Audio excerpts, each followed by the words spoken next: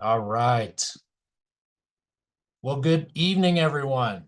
Thanks for joining us. This is our ninth, I think, State of Minds event. My name is Brian Winkelbauer. I'm the CEO of the Minds Foundation, and we're delighted to be here and share a little bit about what's going on at this great university. This is the largest audience we've ever had for State of Mind. So thank you so much for joining us all over the world. And we've got donors and alumni and board members. We've got some faculty and staff, and we have quite a few families and parents. So thanks for visiting with us tonight. We developed our discussion with all of you in mind, but I'm sure there will be some questions. So the second half of our hour together, we'll have a Q&A session. And for those of you who have questions and we aren't able to get to them, or they're a little more specific, someone from Minds or from the foundation will contact you through the information that you provided after the webinar and take care of your question then. So, well, we're honored to have a couple of guests. First, Minds President Paul Johnson. And for all the families and parents out there, you should know that your students call him PCJ. All right, so that is PCJ. And we also have Dr. Braylon Pantel, who's the Vice President of Student Life, and they're going to give you an overview of what's happening at Minds. So take it away, PCJ. All right. Thank you, Brian. Hey, welcome everybody. Thank you so much for tuning in. And for those of you who would tune in after the fact, welcome to you as well. Braylon and I have a little presentation for you. We'll try to save plenty of time for questions at the end of it. We just want to give you a sense of what's going on around campus, where we're going at Minds and things like that. So I'm going to jump into this presentation and hopefully everybody will be able to see it. Yeah, thanks for tuning in. I'm going to answer early on the first questions I always get when I get in front of a group. People always asking, hey, did anybody show up at the university? Any new students show up this year? Are they any good? How many students do we have in total? Where are they all living? We have enough classroom space for them, all that kind of stuff. So we're going to go over that first and then cover just some cool things that are happening around campus, things you might not expect to find at Colorado School of Mines. And then a little bit about sort of where we're going forward and some of the forces shaping our direction at this point in time. So anyway, what I wanted to tell you is we had another fantastic incoming class of students this fall. Almost exactly the same size as the class from last year, which was what we were aiming for. So about 1,740 new students. It's always about 1,600 new students, about 150 transfer students. Roughly half in-state, out-of-state from Colorado.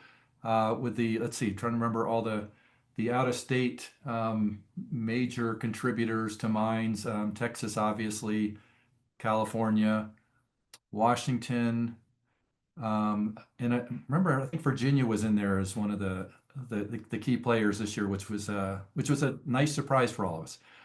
Any case, we've gotten a chance to get to know them, and Braylon will talk about how we've gotten to know them so far. It's a great group, very well academically qualified, and just very well suited for Minds, it seems so far. So we're enjoying having them here on campus, and any of families who are tuning in that are associated with our new students, thanks for dropping them off with us, and hope you're hearing good things from them. People are always wondering, are we sort of growing? Are we imagining that we're going to have, more students? Let me go back here for a second. Yeah, we are pretty much where we are with what we're going to be getting for the future. We're planning on exactly that same size incoming class. That's how we've built the university.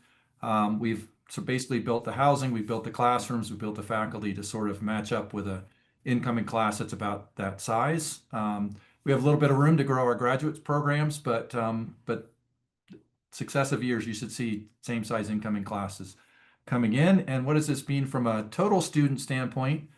We're roughly about 63 to 6,400-ish undergraduate students right now, and we'll be leveling off somewhere around 6,400, 6,500 undergraduate students here at Mines. We're about almost 8,300 students in total, and that will probably level off somewhere around 8,500 students or so as we're moving into the future. So that's where we are. About 1,750 students came in.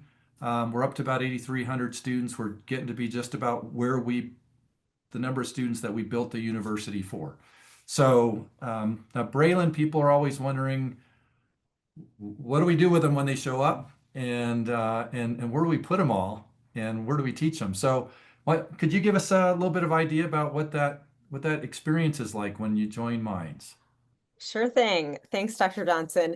Yeah, well, we give our first year students a hell of a welcome. And indeed, that's what we call our kind of onboarding program, is a hell of a welcome. And we spend a week really engaging our newest students in a series of activities designed to introduce them to Minds, teach them a little bit about what it means to be an ore digger, how to work hard, how to function on a team, how to sort of lean into your network to maximize your learning, and hopefully have a little bit of fun along the way as well. And so what you see pictured here on the screen are some images from Ore Digger Camp.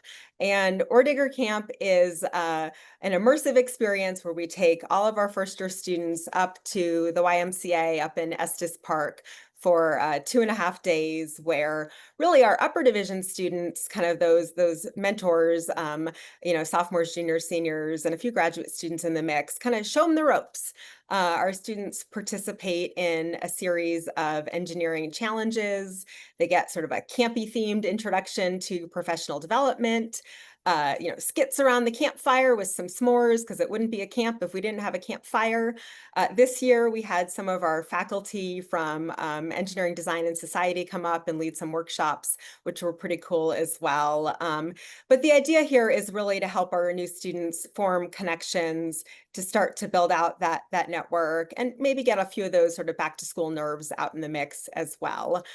We also have alumni come join us, and a special shout out to any of our alumni who may be listening in this evening who were able to join us this year or in years past. But I got to tell you, it's pretty cool to see a brand new ore digger listen to some of the stories from our alumni, whether it was someone who graduated 10, 20, 30, 40 years ago. They're coming back, they've had a successful career. They're sharing insights from industry, from life.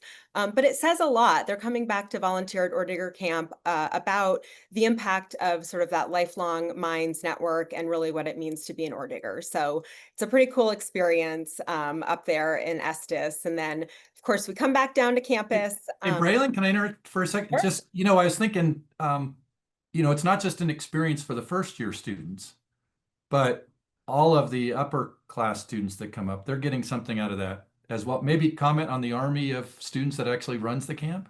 Yeah, absolutely. So we have a full team of, we call them, they're peer mentors, camp counselors.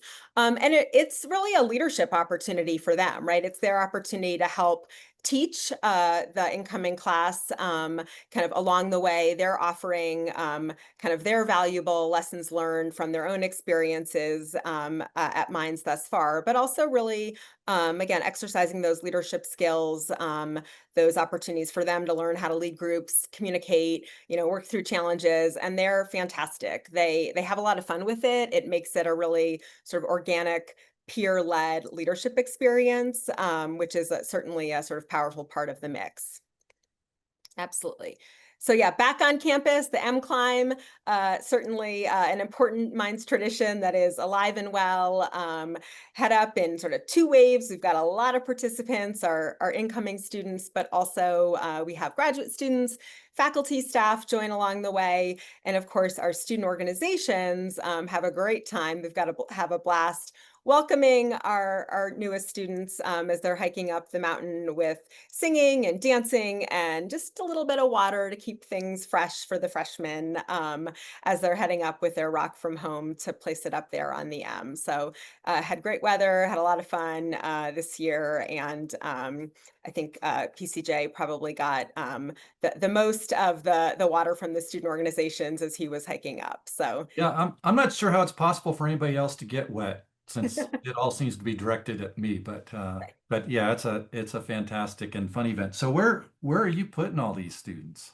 Yeah, great question. So we've been busy preparing to house students, not just for their first year now, but actually for their first 2 years on campus, and also increasing our capacity to house juniors, seniors, and graduate students as well. So, we know our students really want to take full advantage of all that Minds has to offer. That means that their learning and engagement does not end when classes are done for the day. They want to be over in the innovation hub using the makerspace. They want to be in the labs working on research projects. They want to be, practicing with their sports teams until late into the evening. And so they are looking for ways to stay on campus to take full advantage of all that we're offering. And so we have been building out more on-campus housing, intentionally designed for our students in really thoughtful ways. So what you see here on the screen is snapshots from the village at Mines Park, where actually we just had this ribbon cutting you see here on the top right of your screen just a couple weeks ago. These are our apartments designed for upper division and graduate students just west of 6th Avenue. We've had housing up there for some time, but we actually doubled our capacity, did a big renovation project as well. And the space is incredible. The apartments are great. The community space for students to work on projects and hang out and spend time with one another is fantastic. I got to tell you, there's a gym up there, and the view from the stair stepper almost makes me want to get on the stair stepper. It's really a great addition to campus, and we're hearing really positive feedback from our student residents, the newest ones who are up there already. And then for our parents in particular of first-year students who are on the call with us this evening, your students will have an opportunity to live on campus for 2 years. So all freshmen and sophomores will now live on campus for 2 years. And this image here is of our new, well under construction sophomore apartments just south of 19th Street. And Dr. Johnson, myself, and several others had a chance to tour that just before this semester started, and it's gonna be pretty great. I think between this and then we have sophomore apartments and an existing facility and also our fraternity and sorority houses. I know there's some questions about that. Sophomores will live in fraternity and sorority houses as well as the on-campus apartments that we're building out. But really the theme here, the takeaway is we're not just building, a safe and convenient place for students to live, although these buildings will be just that. But they're also really intentionally designed spaces to support Mind students and Mind student learning. So that's everything from, spaces intentionally designed so that they can network with their peers from down the hall into the evening hours. The sort of programming and leadership opportunities for students. We're working through a series of exercises with faculty as well to be really thoughtful about bringing kind of the learning into the co-curricular spaces. So I'm pretty excited about what this means for our campus community with these new buildings coming online. Yeah, thanks, Braylon. And just to make it clear for everybody, the reason we're building all these is not to add more students to the university. It's to provide housing for the students that we already have at the university, right? It's getting tougher to find places to live out in the community or within a reasonable distance of campus. So we're trying to make it easy for students, and especially as Braylon said, with all the resources that we have on campus now, students do want to be here to take advantage of those at all hours of the day. So anyway, so that's great. Now we also get questions about, do we have classrooms for the students and everything like that? And the answer is absolutely yes. We just opened up our new East Classroom building, which is located on the north side of our second parking garage here on campus. It's 3 floors of classrooms that were designed just for very specific classes that we teach in there. And I think Brian may send you a link to a video explaining what we do in there, and so you can get some pictures, see what the classrooms look like and stuff from and hear from a student about how those are being used. So that's brand new. It's an awesome building. Hope you get to see some of that. Of course, as we've been adding buildings through our previous Minds at 150 campaign and the strategic plan, we built McNeil Hall. That was for classrooms specifically for first year design classes. The Beck Venture Center has a classroom built into it where they're teaching some of the entrepreneurial classes in it. Laboral Innovation Hub has classrooms for first-year design, for capstone, and for other things upstairs, as well as meeting rooms. So we continue to add classroom space that's very sort of purpose-built and in some ways themed to the buildings that it's going in. So wonderful spaces, and thanks to everybody who helped make those things possible as well. Thought in addition to having new students and new facilities and new places for people to live, I want to mention we have a new provost too. We're welcoming Dr. Stephanie Tompkins here to campus this fall, and she's actually not a stranger to mine. She was our Vice President for Research and Tech Transfer a few years ago, and then she was asked by the federal government to go lead the DARPA program. Those of you who are sort of understand engineering and everything know that DARPA is sort of the place where all of the cool advanced technology is developed by the government, and Stephanie led that operation for 4 years, and we're lucky to steal her back here to be our provost. She'd be here tonight, but she's actually on another mines assignment at the moment. But hopefully maybe the next one we do here, you'll get a chance to hear from Stephanie as well. We are all very excited and very lucky to have Stephanie here at Mines. I thought we'd talk a little about some of the things that happened just in the first 4 weeks of the semester. And this week was a big week at Mines. It's Career Days week. This is the time when we've got 2 days of companies coming and recruiters and students getting a chance to meet all those. We were not quite sure what was going to happen, given the uncertainty in the economy and what's going on with federal funding and things like that. But we had over 400 companies come, which was, just to put that in perspective, when I started at Mines, a fall career fair, a big one, was 240 companies. So we have almost double that coming each fall now, spread across the 2 days. It's incredible participation from the students in this. So just on day one, more than 4,000 students participated in that particular career day. You can sort of get a sense for that by how many people there are in some of these pictures. And Braylon and I always take a picture with whoever's lined up first in the line to get in the door in the morning. And sometimes we ask them how long they've been standing there to get in, but that's a tradition for us. But in any case, it's great to see, of course, employers, recruiters, very, very interested in our students. They love the fact that they're bright. They love the fact that they're hardworking. They love the fact that they work really well in teams. They just enjoy coming and talking to us, and we get so much feedback that ours is like the favorite career fair for many of the recruiters that come here. If you're interested in like what industries our students go into and what the placement rates and all that kind of things, our Career Center does a great report every year. And you can go on our website under the Mines Career Center. You can find this report and you can see where students are going, where our graduates are going. You can see salaries by major and all those kinds of things. Sometimes I like to point out things people don't always expect to see at Mines. For example, aerospace is the number one industry that hires our students, followed close behind by civil infrastructure, energy, and then a number of IT and high-tech kinds of things. So you can see our students go everywhere. In addition to these industries, they go to graduate school, they go to medical school, they go to law school, and just when you look at the number of over 1,600 companies and organizations recruited at Mines last year, more than 3,000 jobs are posted here for our students, and the number that show up for in-person things, it's a great sign of just how much in demand and how much people love the quality of the graduates that come out of Mines. One of the things we have here that was a big part of the Mines at 150 campaign, and that we really have as a result of donor support, is we have this very deliberate focus on professional development of our students. I like to tell students, our job is to help you get to the point where your resume is the top of the pile.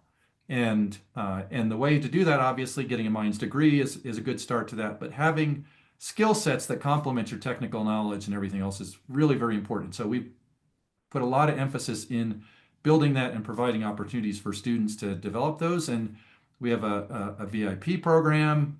We have workshops we do. We have booklets we put together for students so they can see what they do. But Braylon, if you want to, I know, just sort of quickly give your take on what we offer, because a lot of this falls under your organization, but and maybe for the parents online, the recommendation you might have for them for their students.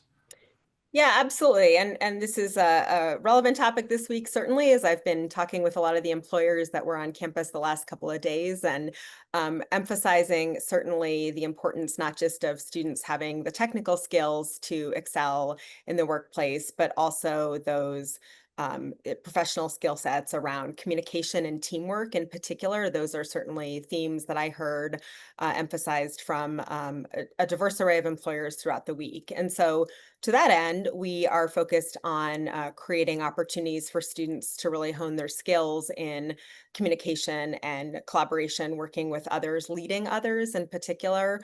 So certainly you'll see programming that is tailored to that, helping students practice, think through like, how do I get others to kind of come along with me with a complex problem, or how do I articulate this complex technical initiative, let's say, to a client who may not share my background and expertise. And so you'll see a series of workshops through our VIP program, but also really you'll see this embedded elsewhere across the university. Our faculty are great partners in this professional development work.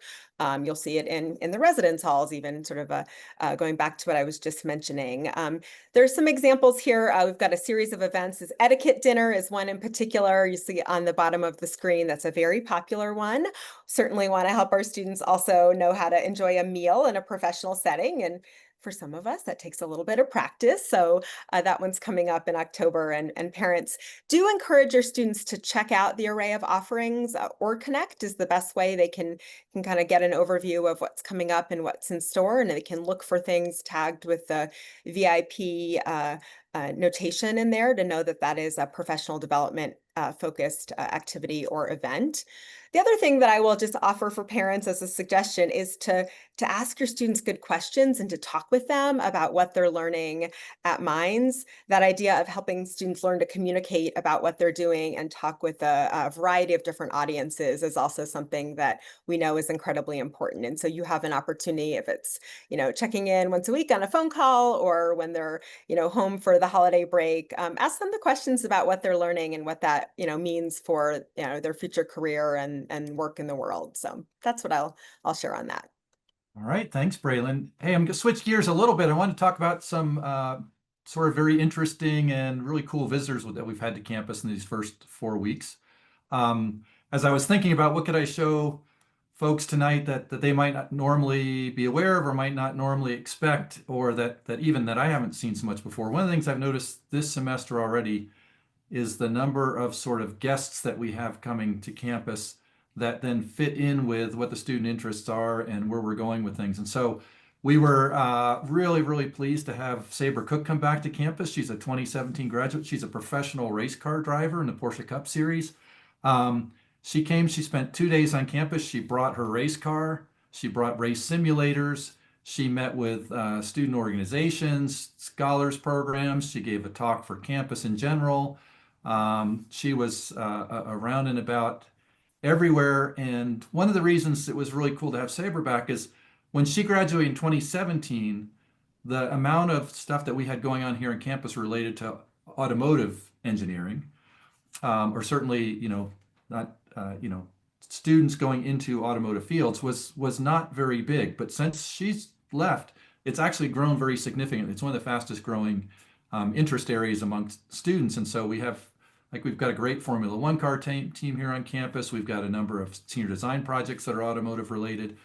We're tops in the battery workforce challenge across the country and things like that. So this was a really a great thing to both get Sabre back on campus, but also for those students who are really interested in automotive engineering, or just curious about it, or just interested in racing in general. So it was great to have her back here on campus. We had Jerry of Ben & Jerry's here on campus. Reason he was invited because of his entrepreneurial background, and we have a lot of students that are very interested in being entrepreneurs. We have a number of programs here on campus, the McNeil Center for Entrepreneurship and Innovation, the Beck Venture Center, classes that students can take. And so we have a group of students that are very, very interested in learning from entrepreneurs. And so Jerry was a a great choice for them. They're very interested in part because everybody who went there got free ice cream at the end of it. And Braylon got to hang out with someone that was from her part of the country as well. So that was kind of neat to have that happen. And then this week, actually just tomorrow, George Saunders, 81 geophysics grad, is coming back to campus. Those of you who might be, follow the literary worlds, you might know that George is actually an incredibly famous writer and has won very prestigious awards for his writing. And this might be the first time we've had him back. I think he was one of if not the original editor, one of the original editors of High Grade, the student sort of journal, literary arts journal that the students put out every year. So we are really excited to get to see George back here on campus and hear his stories tomorrow night as well. So that's fits in with that group. We also have coming in October some pretty famous podcasters here. The co-hosts of this podcast will kill you. These are again really kind of sort of science communicator experts in a topical area that actually is pretty timely these days. So Braylon, I don't know if you want to sort of make a comment, like how do we like choose these people, or how do they end up on campus, and when they come, do they just talk or do they do something else? Yeah, great question. Well, first, I think we're really thinking about when we're bringing an expert or a personality to campus. How do we make sure there's an alignment with some of our strategic priorities? And so, partnerships across campus. For example, the Aaron's upcoming program is in partnership with our quantitative biosciences and engineering program. So, a real neat way to kind of round out some of the learning that's happening, in the classroom, with kind of thinking through some of the challenges maybe at hand in the world through a little bit of a different lens. But then also we look to our students to tell us who they want to hear from. Who do they think is someone who could be really intriguing or present some new concepts for them to grapple with. And so many of our speakers, this particular one is through our Limitless Leaders program, which has been a fantastic addition to campus. But the people are oftentimes pitched from recommendations from our students. So we've got another one coming up later in the year. That's a recommendation from our Rocket Club that I think will be pretty cool as well. I'll also just mention that programs like this are really powerful, and they're made possible through support from alumni and donors and friends of the institution. So a huge shout out and thank you, gratitude on behalf of our students who really benefit from these programs, to those of you who are able to help make us, make these things happen. It's been really, really neat to see students' eyes really light up, and the connections that they're able to have. And certainly, yes, it's a Limitless Leaders speaker series, or we may have a speaker, but I don't think there's any circumstance where someone would just come in and only talk at our students. That's kind of not how we do things around here. So rather, there's usually a whole sort of series of events that kind of fit with the theme of what the folks are talking about. But oftentimes it's involving class visits, workshops. Sometimes we'll do a more intimate gathering over a meal, perhaps, for a smaller group of students to be able to get to know these folks on a little bit more of a personal level. But students are digging in, they're asking great questions, they're really showing up to learn and enjoy and appreciate what these folks are offering. All right, thanks, Brandon. Okay, I'm gonna switch gears again. I thought I'd talk a little bit about the higher education landscape and where Minds is going. People are always interested, like, where are we heading towards? What are we doing? Any new things going on? Things like that. So I thought I'd give you a little sense of that. Now, some of you probably have noticed headlines like this in the news over the last 6 months. I'd say anywhere from about March to about now.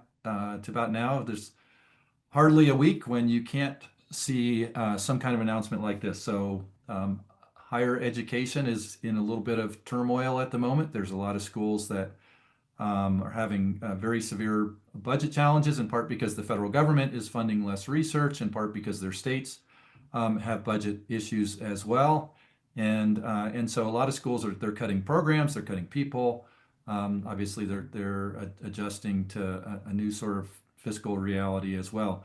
And the reason that's going on, there's sort of two things that are happening. One is that That demographically, there are fewer sort of traditional first-year students that are going to be going to college. We've kind of reached the peak of that. It's going to start declining down, so more competition for students. Of course, everybody's looking for return on investment, affordable opportunities to go to college and things like that. And of course, AI has been coming in the picture, and there's questions about, well, is my degree going to have any value in a world where AI is important, or how is AI going to influence education? Those kinds of things. And then you add on top of that what's been going on with the federal government, which has been, basically trimming the amount that it invests in research and university programs and things like that, and adding taxes on endowments. And the federal workforce itself that we work with is in the technical fields is downsizing as well. So all of that is sort of contributing to kind of this sort of higher ed turmoil these days. People are always asking, okay, well, are we impacted at Mines? And absolutely yes. We do see that there's going to be fewer research funding opportunities. We do see some of the programs that we have being trimmed back, but I think we're going to figure out how to deal with it. We've been adjusting to it. I think if I had to be at any university in the country, it would be Mines, because everything that we've done up to last year's 150th anniversary, all that Mines at 150 work, really put us in a good position, right? I do truly believe that we've got something here at Mines between the facilities that we've been able to launch, the new programs, the faculty expertise that we have, the programs that Braylon has talked about, professional development, all those things that you just can't find that combination of things anywhere else. So I do think we're a very special and unique place. I think if you look at our expertise, you look at what we do, we have a very sort of clear mission. We do great things. So I think we will compete well in this new environment. I think we have an opportunity to really stand out and to continue to attract investment in the university and continue to enhance our visibility, as long as we sort of stay focused on a few things. One is stay focused on our mission. Relative to other universities, we have a very clear mission. We produce talent, knowledge, and innovations that are needed by industry and society, right? So we work on things that matter. We work on things that are really important. We prepare our students for what the recruiters that show up at our career fairs want from our students. We're going to continue to focus on being top of mind and first choice. That was our goal in Minds at 150. We're going to continue to raise our profile. We've got to make sure we're offering something that the world wants, can't get anywhere else. We're going to focus on proving that to folks and making sure we always produce a great return on investment for everyone who invests in their things. And we will, just like all of you at home have to do, and anybody who runs a business has to do when the fiscal climate changes, we'll adjust to that new fiscal reality. But we're going to continue to invest in the future of the university and continue to move it forward. We have a new strategic plan. Our last one's called Minds at 150, very creative. We got even more creative with the next one. It's beyond Minds at 150. And we've got this sort of list of things that we're just trying to just keep people focused on. I talked about staying focused on our mission and a number of these things on here that I'm not going to read, but I just want to point out a couple of things on here and things that have happened very recently related to those. So one of them is we want to make sure we're pursuing nationally important initiatives. Now, if you go to Washington, D.C. and you talk to the government or anybody that's sort of in that area, there are four things that people talk about all the time. It's critical minerals, it's energy, it's quantum, and it's AI. And Mines is exceptionally well placed for at least three of those. And so one of them is critical minerals. And just in this past 2 weeks, we've had a lot of activity in that space. Just to highlight, we had an annual critical mineral symposium which was fully subscribed and sold out. People from all around the world came there to talk, discuss issues associated with critical minerals and how does the U.S. Get to the point where it's less reliant on other countries for its critical mineral supply. There's a report that we produced and revealed in Washington. There's an op-ed in the Washington Post that came out that was offered by some of our faculty, talking about how a lot of the critical minerals that the U.S. needs are actually in our wastes. And if we could recover it from those, we'd be in a much better position. And then just yesterday or the day before in the House Natural Resources Committee, Mines was specifically called out and thanked for its leadership in this particular area. So the government knows we're important, the companies know that we're important, And we're going to continue to work really hard on this because we have very special expertise that we really feel we can help the country in this particular space. And of course, that's tied to our relationship with the U.S. Geological Survey. We're still in the process of building what's the largest research building on campus that we're building for the federal government. They're paying for it. We're building it. It will be done very early in 2027. And when it is, we'll have several hundred USGS folks here. We'll have mines faculty in there and classrooms in there as well. And this will be the center of mass of expertise for energy and minerals resources in the country. There'll be no other place that has this much expertise in one spot other than mine. So we're very excited about that. And Brian might send you out a little video that highlights that partnership after this as well. Last year, I talked to you about quantum and how Mines is playing a key role in Colorado's effort to be a leader in quantum technology. We, of course, are part of Colorado hosts the nation's tech hub in quantum technology, and Mines' role is we have property in Arvada that we are developing as facilities to support that effort, as well as a technology park for other companies to locate there. A few weeks ago, we cut the ribbon on the first building that was activated. The second building will be activated very early next year, and then probably about somewhere between 6 and 12 months later, the third building will come online. So very excited about all of that, and particularly in Colorado, moving very fast to be a leader in this particular area. We, of course, have the nation's first graduate quantum engineering program, and we're looking at launching an undergraduate quantum engineering program as well. So stay tuned for all those things. I'll just sort of quickly say other things that I was going to highlight is generating proof points that we are this sort of great engineering university. And one of the things in my mind that we ought to be doing is we ought to be basically dominant in any competition that we take part in. And when I say competition, I mean things that are professional society competitions, things like our Formula One car team.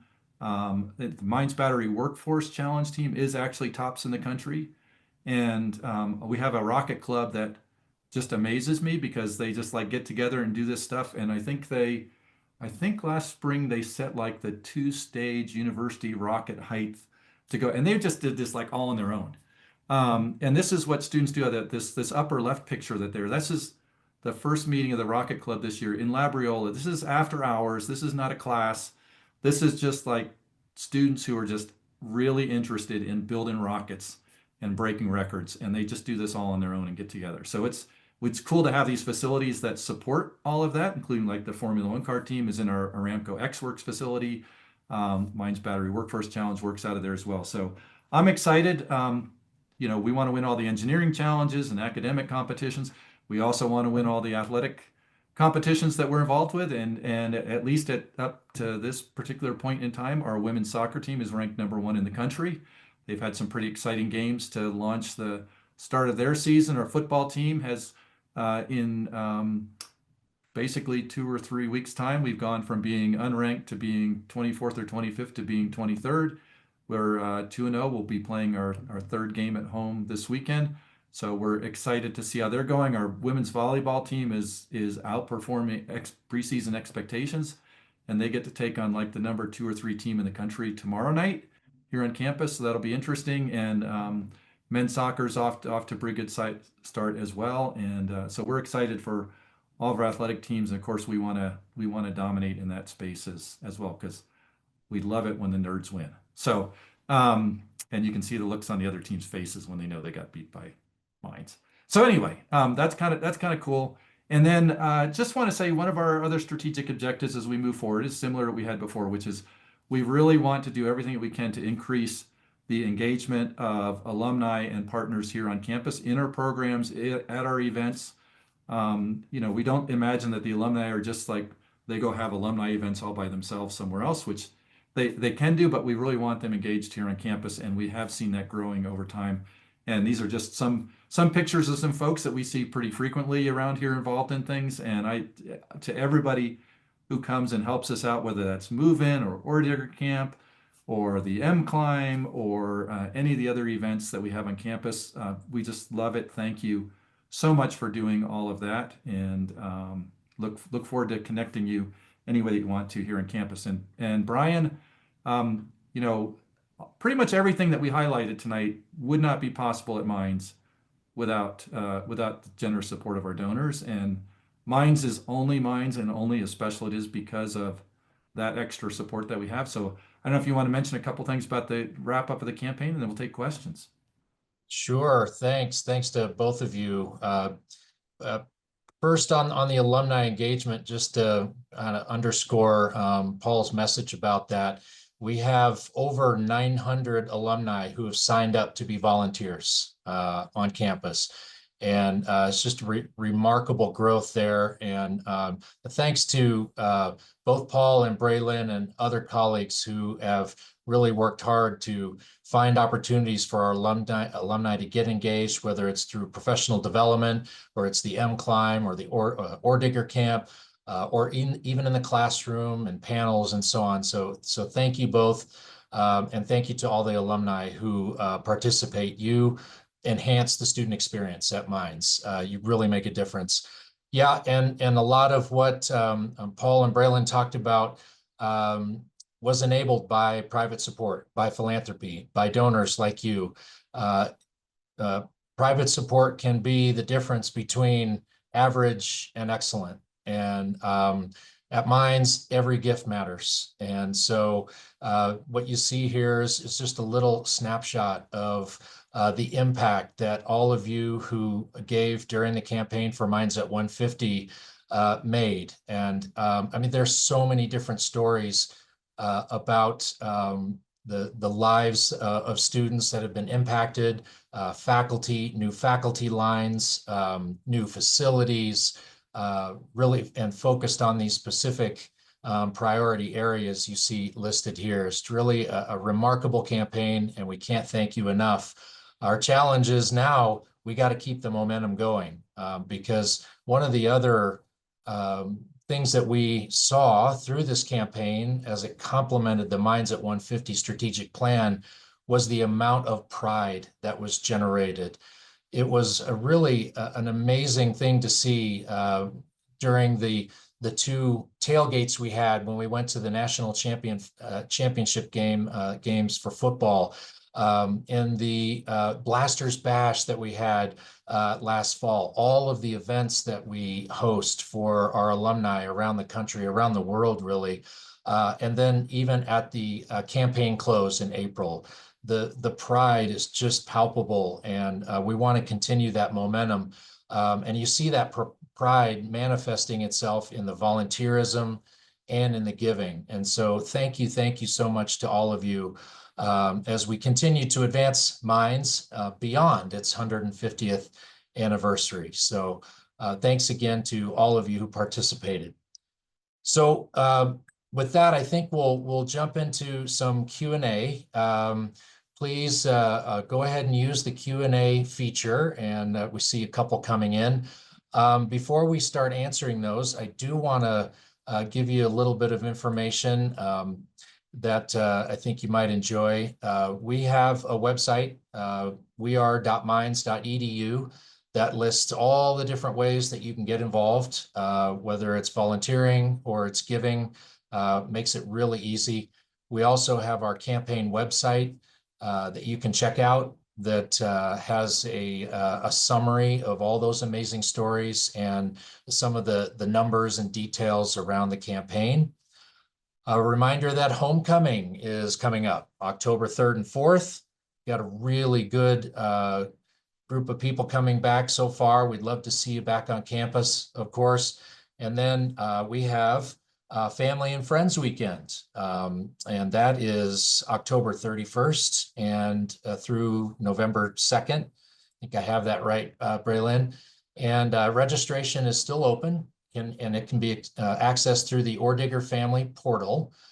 I think we'll put that in the chat for everyone. I know a lot of you families and parents have been using that portal, which is fantastic. It's brand new. We have a lot of events at the Family and Parents Weekend. So look into that and sign up. We'd love to see you. We have a huge group coming, so we're excited to host all of you. And check out this amazing campus. It's really pretty incredible. All right, so thanks again to Paul and Braylon. Great job. They're awesome leaders for the campus and gave you a lot of information. We'll look at some of the questions here, see if we can find a few that maybe weren't covered. Yeah, someone asked a question about Edgar Mine. Edgar Mine is a fantastic asset for mines and a lot of busy activity. I think they do tours on a fairly regular basis. I'm not exactly sure about that, but it is a really amazing, very unique space for mines. Paul, do you want to make mention about the Edgar Mine? Sure. And since we have two questions in here related to quantum, and we just talked about quantum, and I always like to talk about things people don't expect, but we actually have quantum research labs in the Edgar Mine. So, and it's because the overburden of the Earth above the labs shields the quantum experiments from cosmic rays, which tend to confuse qubits and things like that. So that's just something going on up there. Of course, I mean, we have a classroom in the mine that the mines. We have we do mine safety courses and mine safety challenges up there. Competition teams. We have an explosives program up there that we have a lot of students who love things that blow up. So that's pretty good up there. So there's a lot of activity up there beyond what you'd just normally expect to see at a mine. And I know they do tours various times of the year, and so maybe Brian will check up with the mining folks, and we can get back to people on what opportunities there are. So get back to Susie and others on that one. You bet you. We can get information out to you. Easy to do. Interesting question about the fitness center. Braylon, you and your team have expanded some of the fitness opportunities for students on campus. Yeah, great question. And I don't think I mentioned this when I was talking about the new sophomore apartments, the big building south of 19th Street. That has a pretty expansive fitness facility for kind of weights and cardiovascular equipment, and then also two group fitness rooms. And those are not exclusive to the residents of that building. In fact, they'll be open to all students. So between that and then up at the Village at Mines Park, where there's also a smaller fitness space, we hear you. We believe that will sort of lessen some of the squeeze on the current rec center. But we're always paying attention to that. We've got a number of studies going on to look at how do our students use our spaces and where do we need to think about making some adjustments. But certainly, when the new building comes online, we are anticipating that will be really a nice addition to fitness spaces on campus. So. Yeah, thank you. Paul mentioned the higher education landscape is in transition, and for depending on what state you're in, and we're in the state of Colorado, they have funding challenges, of course. There's a question about that includes some reference to federal funding and state funding challenges. As he said, Mines is really well positioned to handle the transition in higher education. We love student employees on campus, and maybe the two of you could talk about student positions based on the question that was in the chat there. Yeah, and I might weave in answers to a couple of the other ones along the way, because they're kind of all interconnected to some extent. So when we look at student employees on campus, I would say there's at least sort of two different groups of student employees. So there are students who are employed as student workers on campus, who are involved in our departments and our activities and functions, and they're engaged in just the business of mines. And then there's a whole nother group that are student employees because they are graduate student research assistants. And they are involved with faculty in their research programs. And then we have some undergraduates who are also involved in research programs. So there's kind of like there's the research group of funded students, and then there's the what we would normally just sort of call the student employee group of student worker group of students.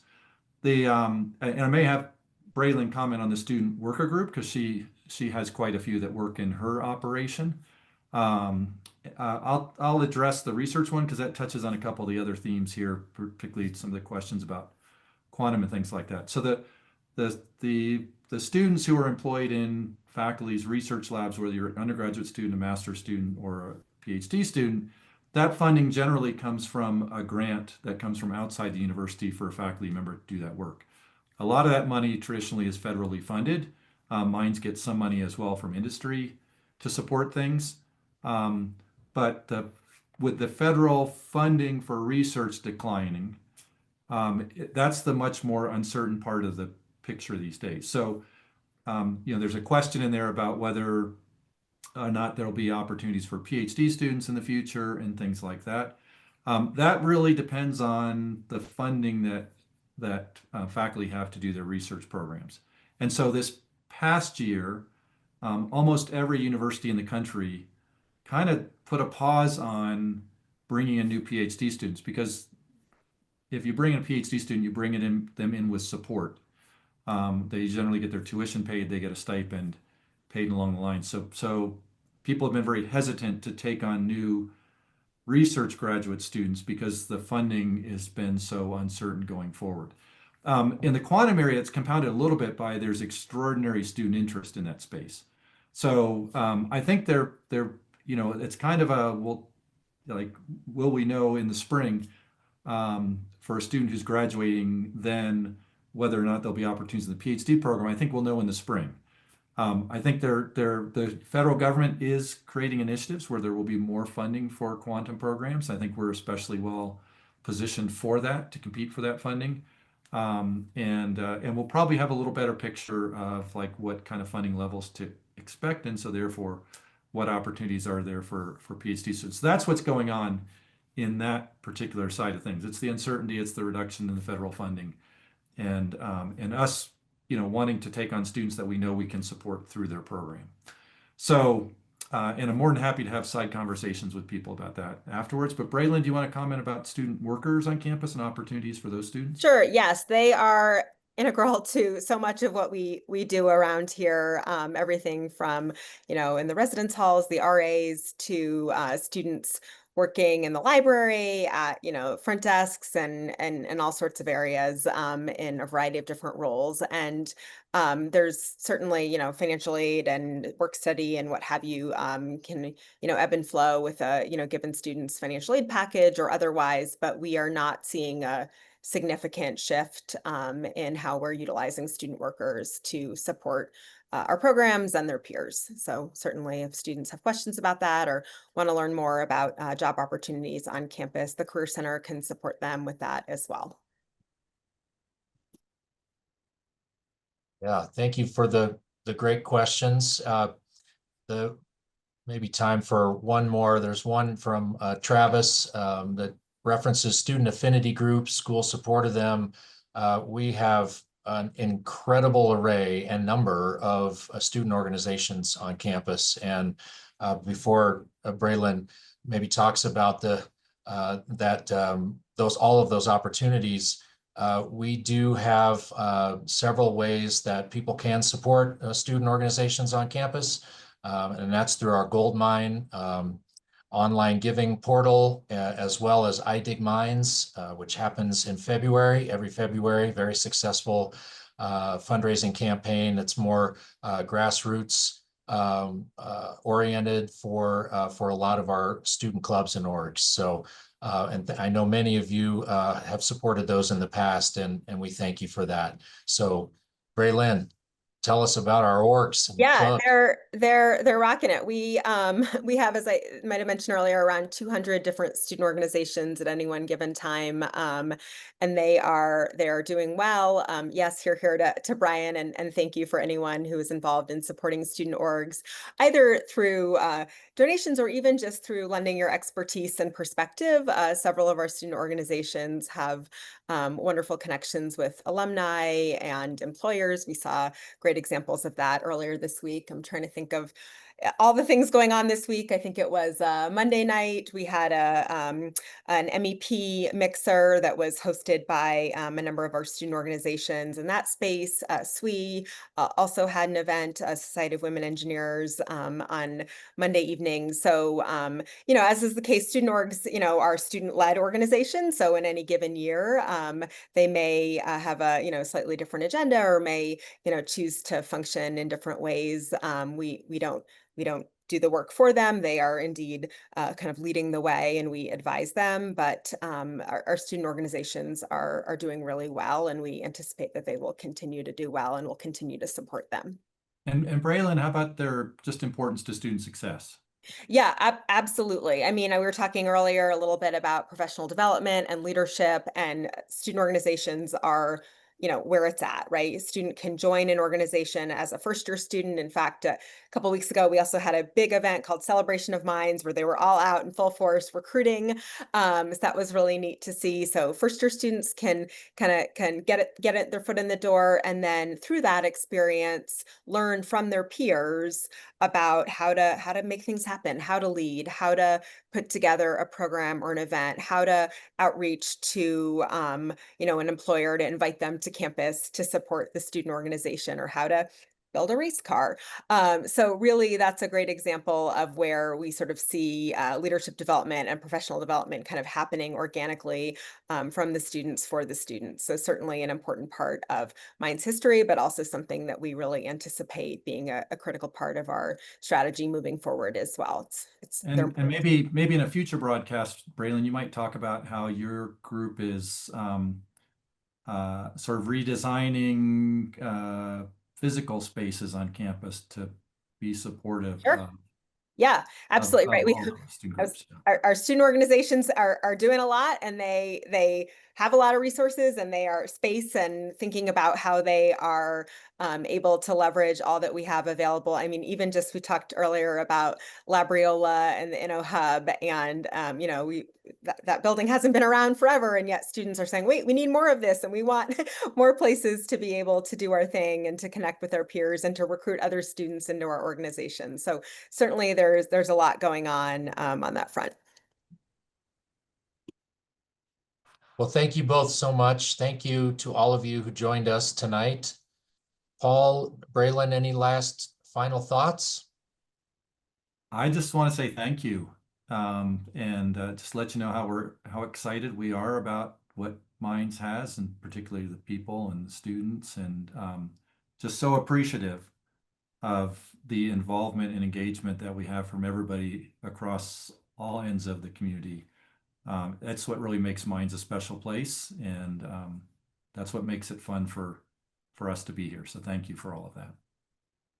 Ditto. And I would just say, I know we didn't get to all the questions, but please feel free to ping us for follow-up. You'll get the follow-up from Brian and his team, but certainly don't hesitate to reach out if there's anything that we can do to get you the information that would be helpful for you or your students or folks that you're associated with. So thanks again. Thanks to all the families and parents who have entrusted Minds with your students. We're grateful, and to all of you who contribute in so many ways to making this a truly special place. Thank you. Thank you. Have a good evening.